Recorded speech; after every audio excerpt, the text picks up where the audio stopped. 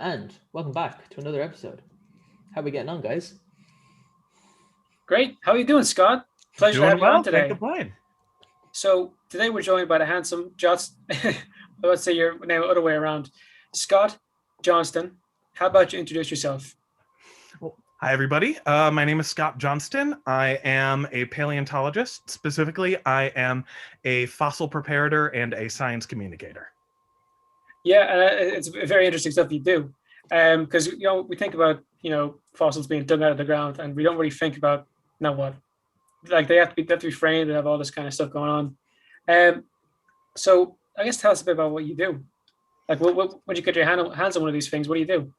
So, I always say that fossil prep is everything that happens after discovery and before display. But a lot of the things I work on don't go on display, so it's either display or into research. But if you guys have ever seen a dinosaur documentary or something like that, where they like find a fossil out in the field and they dig around it and stuff and start wrapping it in burlap and plaster and stuff. Big, we call those field jackets. They help contain and protect the fossil while we transport it. They wrap that stuff up and then they ship it off to a museum. And then it gets into my hands, assuming I'm also not the one who was out in the field who dug it up and did that in the first place. And so it's my responsibility I will cut open those field jackets and I'll start slowly removing the sediment and rock and all that stuff that's around the fossil. We call that the matrix. So I use progressively smaller and smaller tools the closer I get to something, and it can take a really long time, but I'll try to get the fossil as pretty as I can, expose all the features that the researchers want me to expose, and then I'll make sure it is nicely supported and cradled for long-term storage, because some of these things sit in storage collections for like decades, well, hundreds and hundreds of years, and we want to make sure that they don't fall apart under their own weight while they're sitting there, and other future researchers can work on them. And I'll make molds and casts, so replicas of the fossils, so they can go on display, or we can send those to other museums so they can study them as well. You right? You okay? Your camera turned off there for a sec. That was weird. Yeah. But yeah, and it sounds very delicate. I'm in possession of only one fossil, and it got butchered. That's the reason I have it. Well, I got cracked in two. It was a trilobite. We had Jack Horner on. He said he showed he had one. His exact same thing was from Morocco. And when the person was doing this one, I don't know if the crack was already there, but at the back, like, I don't know, at the very back of the animal, it's just it's almost like they sanded it. Like it's just this. It looks like plain stone. Mm-hmm. Yeah, they really fucked it up, and there's obvious scratches where they tried to like make it look like it was still the same thing. Mm-hmm. Yeah, Mm-hmm. so it must be hard to explain if you ever butcher something, or I'm sure you don't do that, but for your colleagues who may mess up, I need your assistance. How does that go along? I've worked on several fossils that were worked on by previous preparators who either didn't have the tools or didn't have the knowledge that I have or that I have at my disposal, and I've had to correct some past mistakes. A lot of them are from like really, really long time ago, previous preparators that no one really knows who they were or anything. And I'll get a fossil that like someone went straight through the fossil into the rock on the other side, or cracked it in half and used a terrible glue that it's yellowing and cracking over time because it's not archival. And I've had to take grinders to old glue and pick off old epoxy like manually so I can put it together with something that'll actually last. There's a lot of there's a lot of fossil prep that is cursing the unknown names of previous preparators, but that's something that we try to avoid nowadays. A lot of the aspects of fossil prep are meticulously recording everything you do to a fossil. So, I guarantee I'm going to be one of those preparators who in 50, 100 years from now, people are looking at something I did and it was like, what on earth was this guy thinking when he was doing that? What material did he use? Oh my God. And so we try to minimize that, but, when it goes to my colleagues, my other preparators, all the ones I've worked with have been lovely, extremely qualified people. So haven't had any issues with them. personally. That's handy. But yeah, like even like the quality that's expected now in comparison to like how long have we been looking at bones, like that kind of stuff? We've been looking at bones for a while, but paleontology didn't really become a thing until dinosaurs weren't even named until like the 1840s. Like the first two dinosaurs that were actually determined to be dinosaurs were Iguanodon and Megalosaurus in and they were ranked terribly. 1824 and 1825. So it hasn't been that long that we've known that dinosaurs were a thing. So it's just over 200 years now. About 200 years. Yeah. So, in the grand scheme of things, that's not very long, but like the quality that's expected now, I'd say is a lot higher than what was. I'd say when those lads were taking them out of the ground, they were manhandling them something awful. They're sticking this and that together. Yeah. We know to look for more things, like with the technology as it's been changing and updating, we're able to use different technologies to find out more things about our fossils. Like we're able to actually use chemical analysis to look at certain biochemicals in fossils and be able to find those. And so a preparator like me needs to be mindful of what are the chemicals that we're using on these, what are we doing to it, so we don't potentially destroy future data from avenues that we don't know about yet. But like there have been many cases. One of my colleagues who I worked with at the American Museum of Natural History in New York, Dr. Emmanuel Chiop, he was the guy who brought Brontosaurus back in 2014. He's been working on this material from a quarry out in Wyoming, these big long neck dinosaurs, sauropods that kind of like this guy, that the fossils were actually, it says in the field notes by Barnum Brown, who's a famous American paleontologist and fossil hunter, he's the one who discovered T-Rex, that a lot of them had skin impressions and preserved skin on them. But at the time, they didn't think that was valuable, so they just went straight through it and got the bones out. And so nowadays we're like looking back at this stuff that people are doing in the 1930s and just going, oh my gosh, we could have learned so much. No. Yeah. Even actually just around that time with World War II, didn't like the only bones from a Spinosaurus get destroyed? Yes. That was rough. Mm-hmm. I'm sure there's much more like that happens. Oh, absolutely. Yeah. Ernst Stromer was the guy who discovered those. That was in 1912. He brought them back to the Munich Museum, and he wanted to and was going to study them. And they were the only ones known for like 100 years. And when the Allies started bombing Germany, his story is fantastic. Like he actually wasn't allowed to move his specimens out because the head of the museum was a Nazi and he wasn't. So he was very critical of the Nazi party and stuff. So when the head of the museum was letting everybody get their stuff out, they were like, oh no, Stromer, you're gonna have to wait. Oh man, can't do it right now. And then it got bombed, and the Spinosaurus and several others of his fossils just got completely obliterated. Yeah, and we were talking before we got started here, like the discoveries they've made about that beast. Now that's crazy. Oh my goodness, yes. I'm gonna try to pull up a picture of what they reckon it look like actually. Mm-hmm. Now, lads. Oh, it's so cool. It's like a goose, duck, crocodile monster. Dude. It's amazing. I haven't seen any pictures of it, but oh, it's so cool. Is it? I'll pull up now. It was the one that if you've seen Jurassic Park 3, first, I'm sorry, but it's the one that is bigger than T-Rex and kills T-Rex and like cracks its skull and or cracks its neck and stuff. Yeah. So they used to think something like this. Yes. And then this, and then this. Mm-hmm.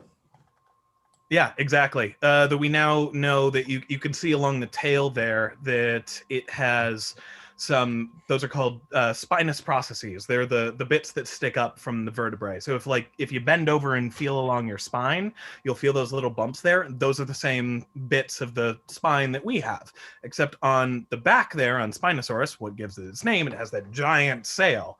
And then the tail, it seems like they were also extended and acted as a sort of paddle. But yeah, it was a big animal.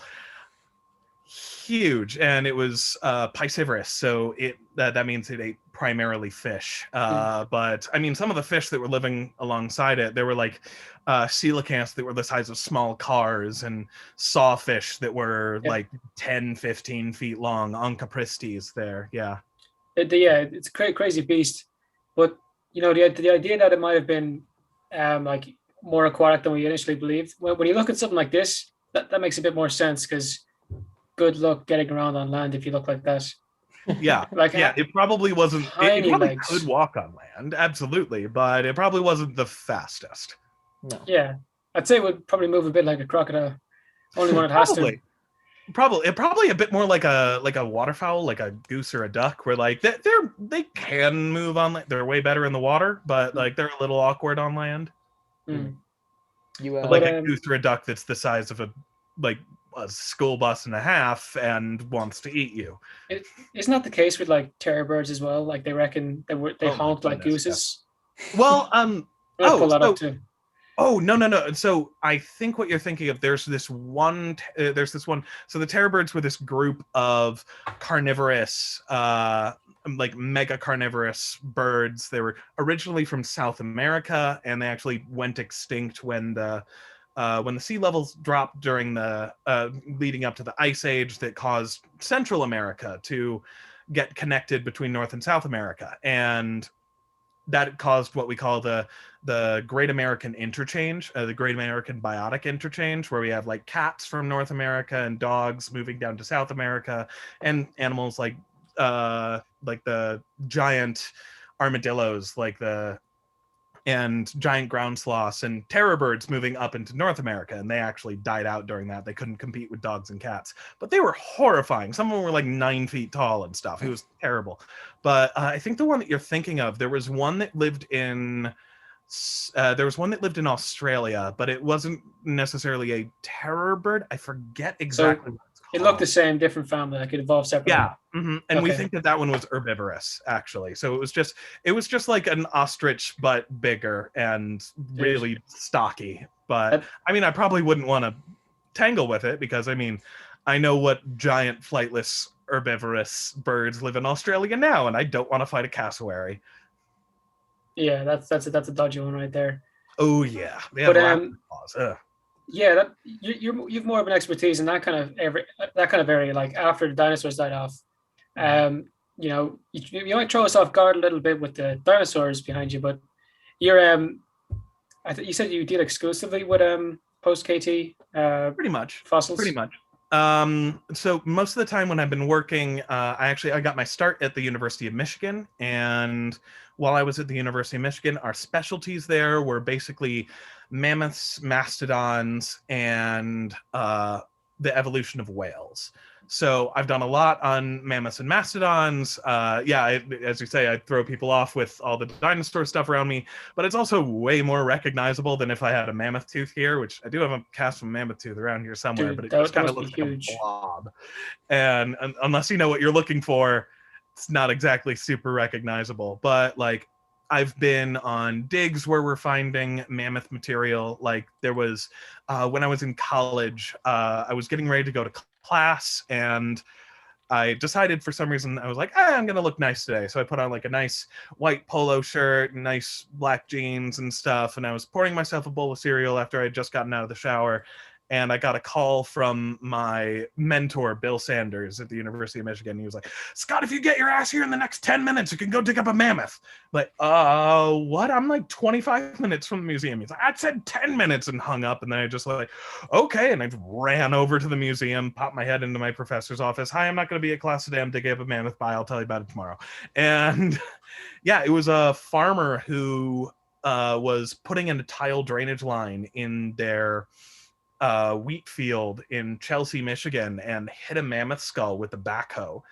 And he gave us 1 day to dig the thing out because he was like, hey, I was doing this because I'm in the middle of harvest season. I need my field. I can't have people tramping all over my field.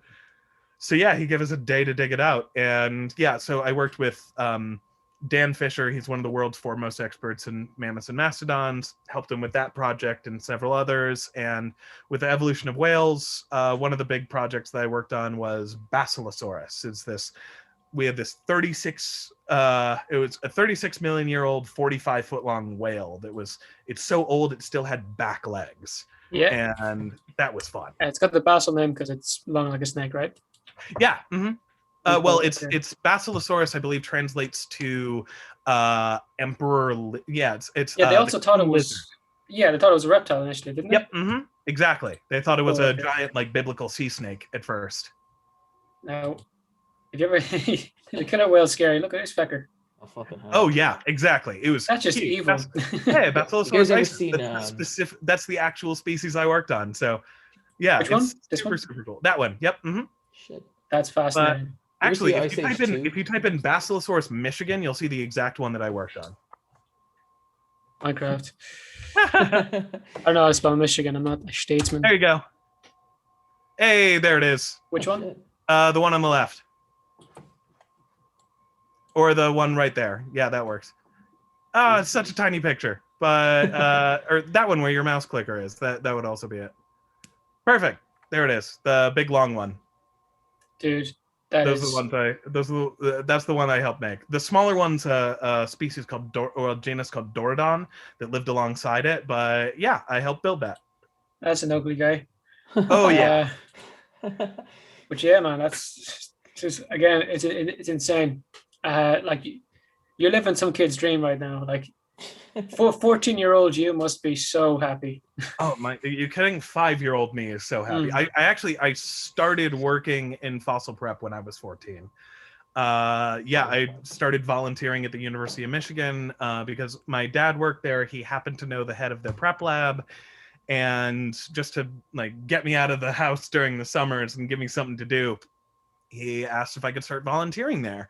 And I found out later that he was convinced I would last like 2 to 3 weeks because it would be like, it's not Indiana Jones, Jurassic Park, all that stuff. It's way more tedious and time consuming. But yeah, joke's on you, Dad. 13 years later, I'm still doing it. I absolutely love it. We can talk about, that kind of Jurassic Park kind of stuff. Oh, absolutely. I know there's an effort in Russia at the moment. They were supposed to get on the show to talk about it. Mm-hmm. Didn't want to give up the secrets. There's Pleistocene Park is a thing they want to do up there. That's kind of crazy. Mm-hmm. And then Jack Horner, we've had him on the show. What a guy. Mm-hmm. Dude, Chickenosaurus thing. Oh yes, Chickenosaurus. That's just crazy. We had a guy on. He's a flat earth guy, and I tried to explain this thing to him at the end. As you saying, like evolution doesn't exist, carbon dating is false. And I was like, I have a friend, and he's kind of doing some stuff right now with bringing back dinosaurs using blah blah blah in chickens. It's atavistic genes, and he's just like fake. He's fake, and like a second later, he's like, I want to stop the show. You can see if you go back and watch that podcast when he said that dinosaurs aren't real. You can see my temptation not to piss myself. He was laughing. It was just the most stupid shit I've ever heard. I don't know, because like, anyway, yeah. But like, it's just amazing that like that kind of thing can be done, and it's something that would never have been attempted if we hadn't really gone and investigated dinosaurs. But something that's unique about him is, like what you're doing is like you're kind of preserving these fossils. This fucker wants to go and crack them open, and I think he's crazy for it. Like he was involved in one of the findings for like the first soft tissue ever found from dinosaurs. Was it blood vessels or something? Some kind of proteins. T-Rex, I want to say. Yes. Yeah. Mm-hmm. Yes. And yeah, he was the first guy to crack open the eggs as well. He got a lot of trouble for it. Yeah, he did that. And he's trying to say they're more bird-like, whatever. But yeah, man. Yeah, I mean, but destructive sampling is something that is pretty widely done in paleontology. We do it all the time. Histology is something that we do where we'll cut open a a bone of a dinosaur or any other prehistoric animal to see like the growth rings that are laid down to see if we can find out how old the animal is or how it grew. And actually, Dan Fisher, one of the professors I worked with at the University of Michigan, one of his claims to fame is he likes to cut open mammoth tusks. Because they are even better at that. We can get incredible resolution from the growth rings and mammoth tusks.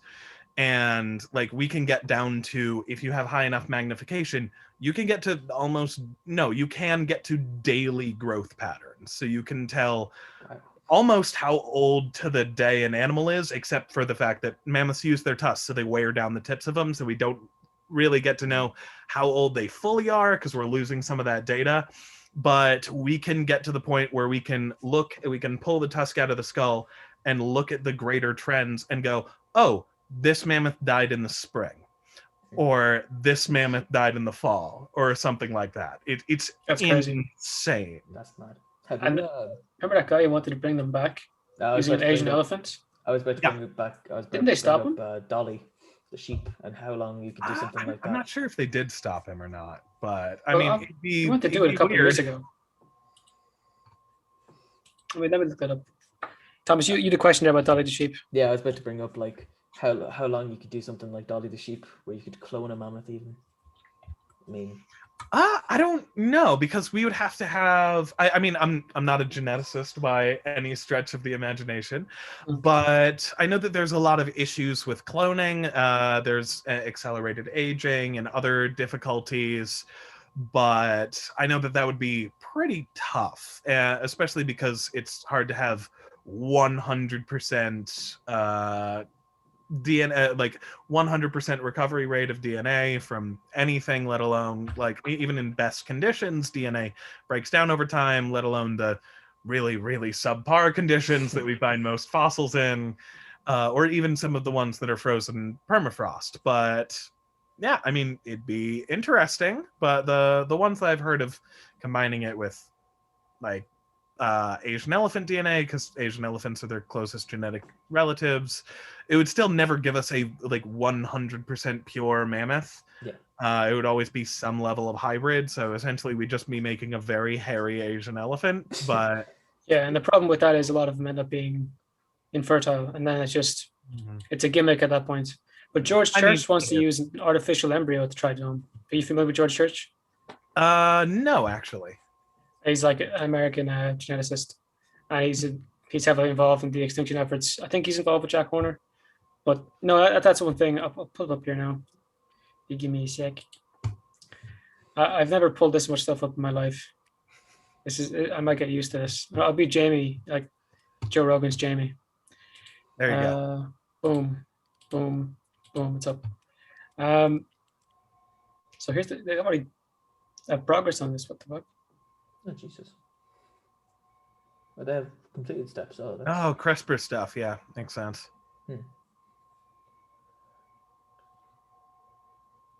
So they've gotten some mammoth-like cells. Okay. Okay, and they're using mutations within the Asian elephant cells. So like trying to get extra hair growth, fat production, climate adaptations. Okay, the next step is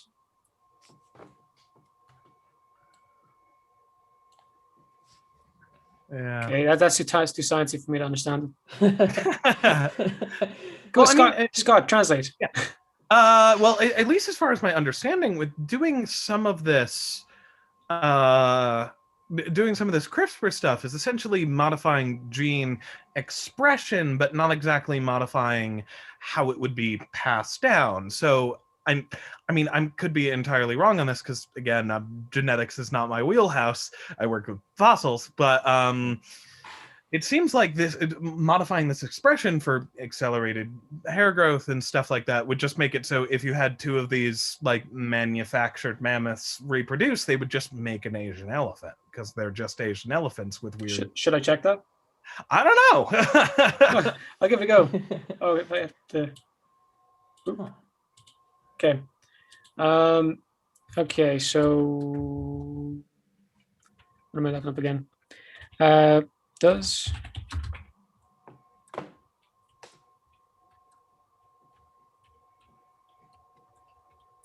You know, Jared, you're doing a real good job on this looking up thing. If you want to be more like Jamie, will I start talking about DMT? CRISPR babies, what? I don't think you looked up the right thing. Although, no, CRISPR is actually modifying the DNA, isn't it? Yeah, I thought like if they're using a viral or using a virus to just like plant genetic material wherever it's supposed to go or something. Yeah. So I guess that is actually modifying the DNA. I was thinking I would pass down, but you kind of put me off guard. No, I guess it would. Again, not a geneticist, so not my role. Yeah. But dude, it's crazy like that we're at a point where they can consider these things, but they have to get through your kind of field to understand that. They have to like do so much research into these animals. Mm-hmm. But yeah, dude, it's crazy. And then it's even worse. Like there's kind of a guilt there that we killed off a lot of these things. Yeah. Mm-hmm. Yeah, we're dodgy feckers, so we are. Oh yeah, but I mean, not to like make us seem like we're fine or anything, but I mean, 99.99999% of all life on Earth has gone extinct, and unfortunately, one of my issues with some of the de-extinction efforts is that one, it's cool on paper and people might like it in a park, but some of the propositions have been like essentially repopulating like lost ecosystems with animals, and I do not see a way that like people already in the United States have enough of a problem with putting wolves back in Yellowstone, and I think it was like last year or something that somewhere up in the Midwest they reintroduced wolves, and like 50% of them were dead within a year or something like that because people just kept shooting them.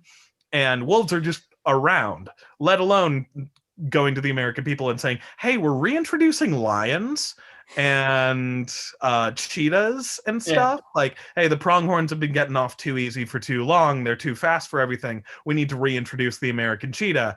And yeah, people would not like that. And if you're only introducing those big charismatic megafauna like the mammoth and stuff like that, you're going to destroy ecosystems because there's nothing to predate them, and there's nothing, and they're missing entire like sections off the family tree. I mean, in the UK, the largest native predator is the red fox. UK used to have lions and bears and stuff like that. Well, actually, the cave bears in the UK. I know a guy who's like big into de-extinction, and he wants to reintroduce lions back into like mainland Europe and the UK. Mm-hmm. That's scary. That's a terrible idea. But the exception here is, it's not like there is only like, a fox up in Siberia where they put these things. They have the Siberian tiger. And then like we know like that nothing's up there like compressing the permafrost anymore. And if there were mammoths up there, they would be doing that again, which would slow down climate change. And, there is a predator there. It's again, that kind of depends.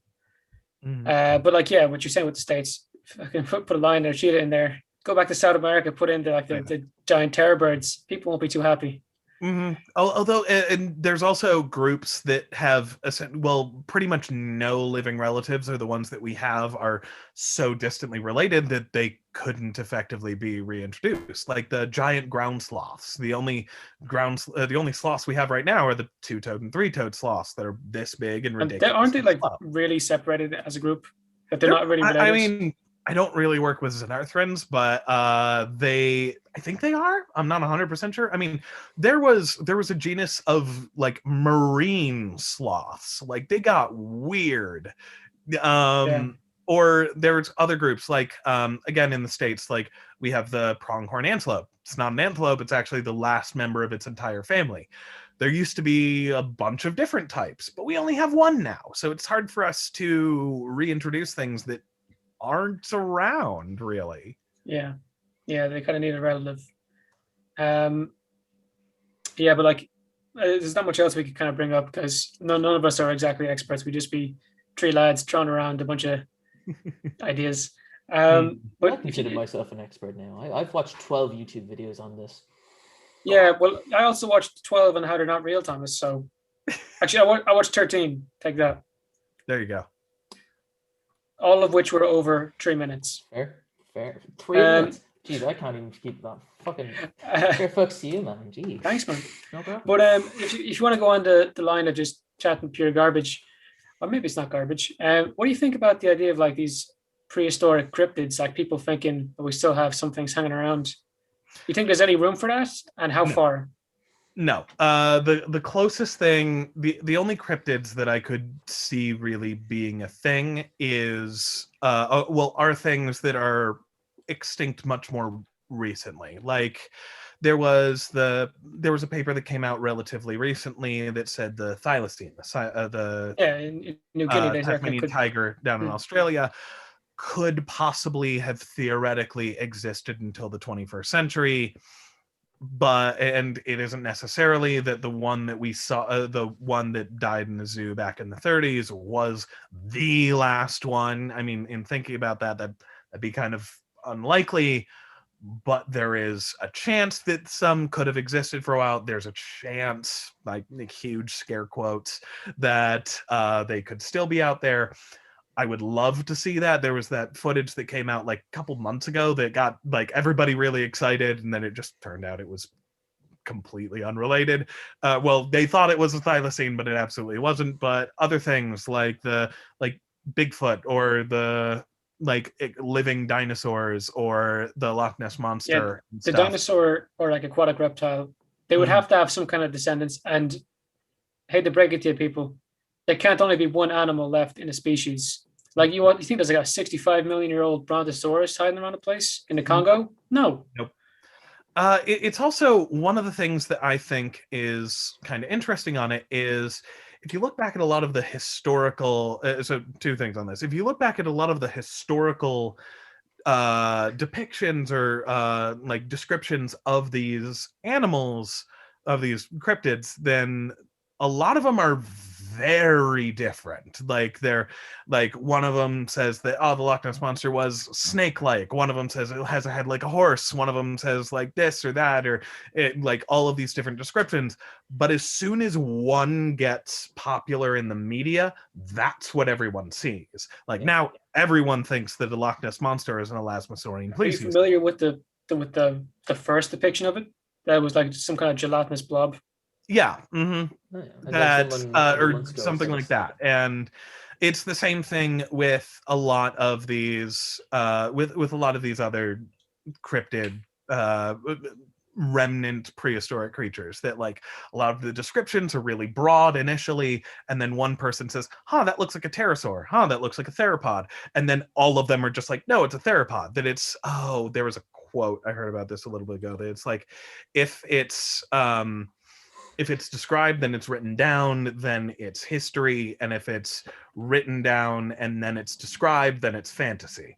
And another thing that is difficult on that case is that a lot of these so-called prehistoric creatures that are allegedly living since the time of the dinosaurs, one thing that this has really highlighted is we would expect that the more that we're learning about prehistoric animals, the more our understanding is changing and evolving over time. That like, I mean, this field is made up of almost entirely of digging things up out of rock, but it's not written in stone. Things are changing and evolving and living all the time. That we would expect that like the more we're learning about these, the more it'd be like, this is starting to sound like that thing that's living up in Canada, or that thing in Loch Ness. Like we now are pretty sure that like the classic, like it's the surgeon's photo where it's the neck sticking up like very swan-like out of the water like that. Plesiosaurs couldn't do that. Like they just don't have the musculature to do that. They don't have that adaptation. They're very flexible side to side, not up and down so much. But we would expect things to start converging. and they're not, let alone all the biological factors of they need to have a breeding population, they need to have enough food to sustain them. A large enough population would mean that these animals would be able to be seen a whole lot more often.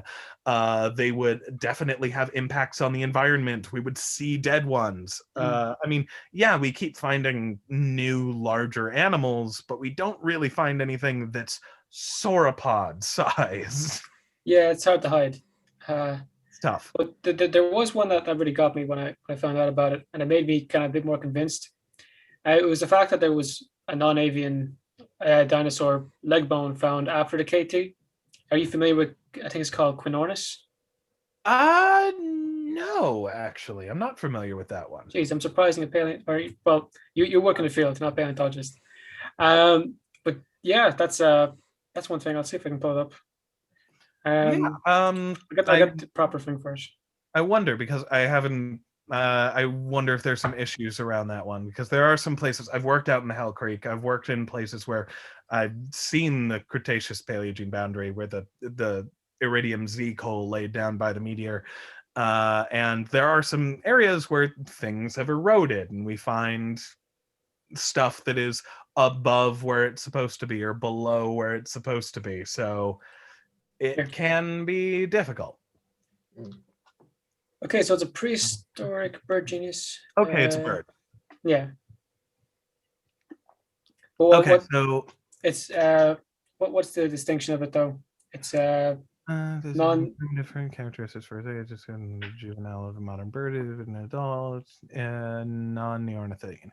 Oh, okay. So it's not a non-avian dinosaur. It's just one of the last of the non-neornithine birds, which are the non-modern group of birds. Apparently, but wouldn't that keep it out of the current distinction?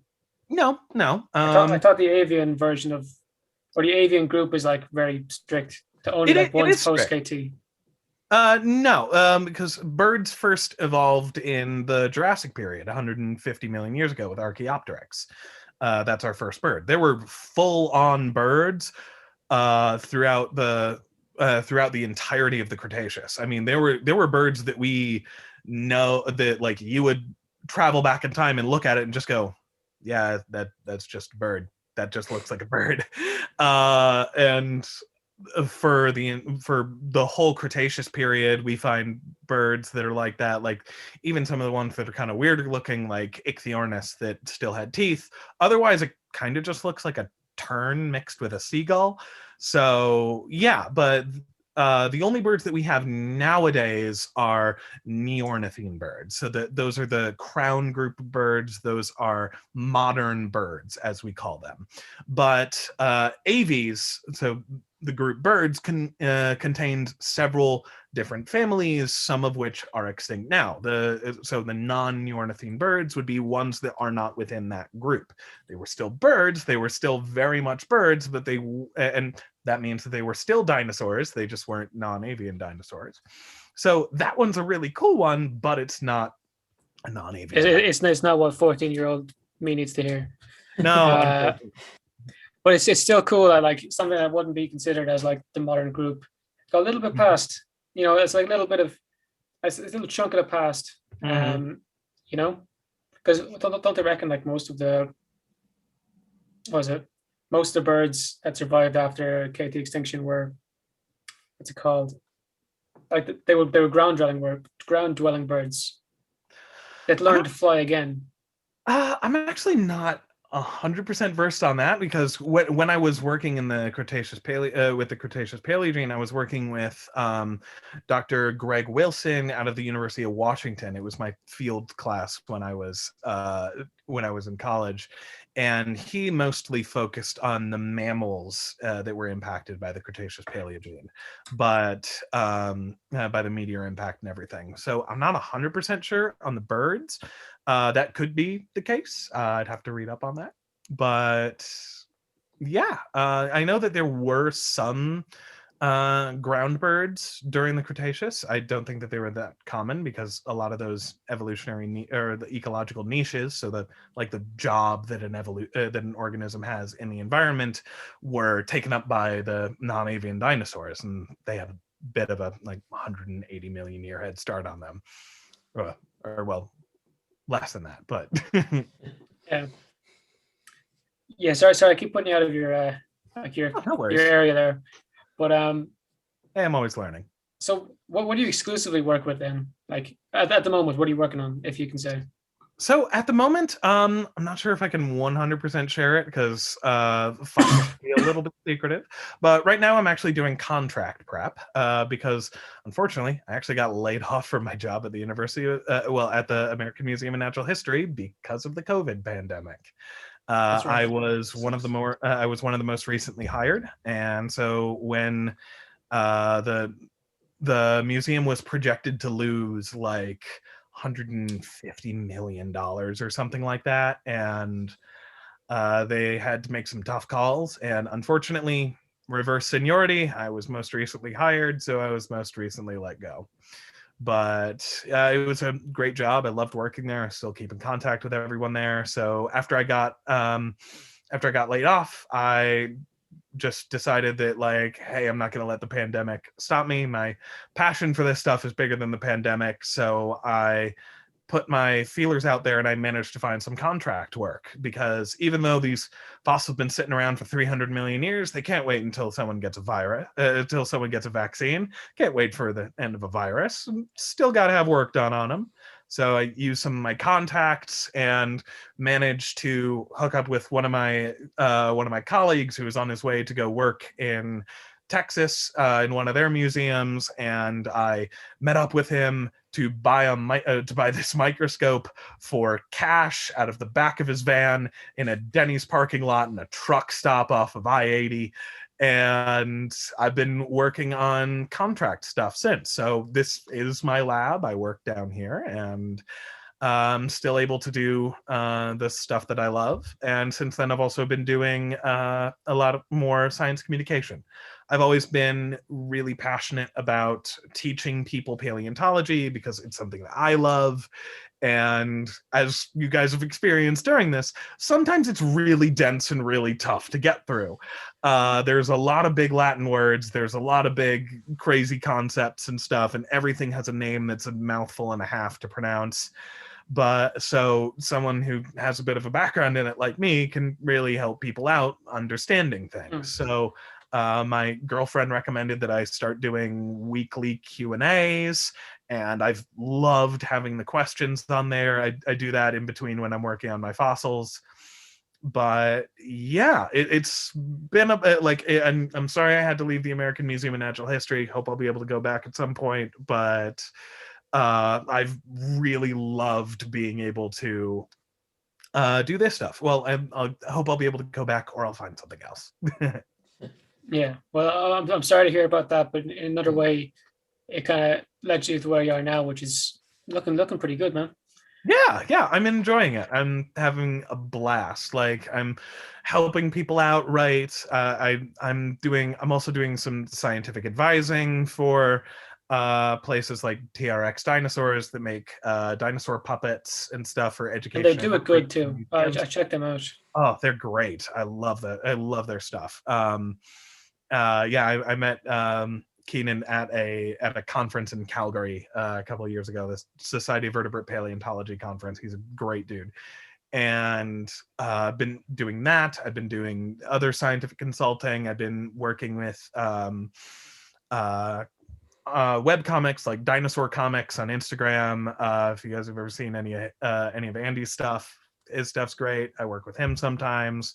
So getting more people interested in paleontology and teaching people, really making lemonade out of lemons. And hey, whenever things start opening up, I hope I'll be able to get back to whichever museum I land at, and I'll be able to do this again in a lab and help do what other people have done for me in my field of be a mentor, help people out and stuff like that. But a lot of people in paleontology have had their research really affected by this. I have friends who are PhD students who are trying to finish up their PhD in paleontology, who've lost a year of their PhD work and have been told, no, we're not going to extend your time here. You get what you get. You're going to have to work with basically a year of not being in your lab. Deal with it. And or people who've had to cancel field plans, who are coming up on the end of their tenure or the end of their position and aren't able to do the things that they want to do. So it's been really affecting. Yeah. It sounds pretty bad out there. Are you in a lockdown where you are? I mean, it's getting better, but are you in bits a and lockdown, pieces. or are you allowed to go out to restaurants and stuff? Are they open? Some of them are in Michigan, I think. I don't think that we're allowed indoor seating yet, but we're actually having a spike at the moment. We're up a huge percentage of cases, and both my parents have at least one vaccine. My mom's getting her seconded a little bit. I still do not qualify yet, but hopefully at some point. But in the meantime, I still have my fossils. I go on online dates with my girlfriend Ray, who's still in New York City, which sucks. I had to go back to Michigan, but hey, Ray. And I hang out, play video games and stuff with my friends, but yeah, trying to make the best out of it. If I just keep sitting here wishing I could go out to restaurants or do stuff like that, then I'll just drive myself crazy. Yeah. Do you mind if I ask with the whole online dating thing at the moment? Because a lot of people are dealing with that. Like, I'm very fortunate I'm not. I think Thomas is in the same boat. Mm-hmm. So, like, how's that affected you guys? Has that been rough? Because I It's guess rough. you got a lot more space between yourself and herself than we would with our significant others. Yeah, it's rough. I've managed to be able to visit her twice during the pandemic. That's good. But I mean, it's a 600-mile drive, and it's like You're supposed to say it's worth every second, Scott. Come on. It absolutely is. 100%. I'd do it every weekend if I was allowed to. But yeah, it's tough. But we try to make the best of it. We try to do whatever it is. Like, we'll have date nights really be a big thing, and we'll spend hours together talking about things. We'll watch movies together. For Valentine's Day, we had to spend Valentine's Day 600 miles apart, and we still managed to, even though I couldn't cook her dinner like I would have really liked to, we both picked the same recipe, and we both got out the same stuff, and we cooked stuff together while being on FaceTime the whole time, so we could share that experience together. We had some games, movies, stuff like that. And yeah, it's hard, but again, if we really focus on, wow, this really sucks, then we're not going to be happy doing whatever we can while we can. And I mean, when it really comes down to it, if we can make it through this, we're going to be pretty solid.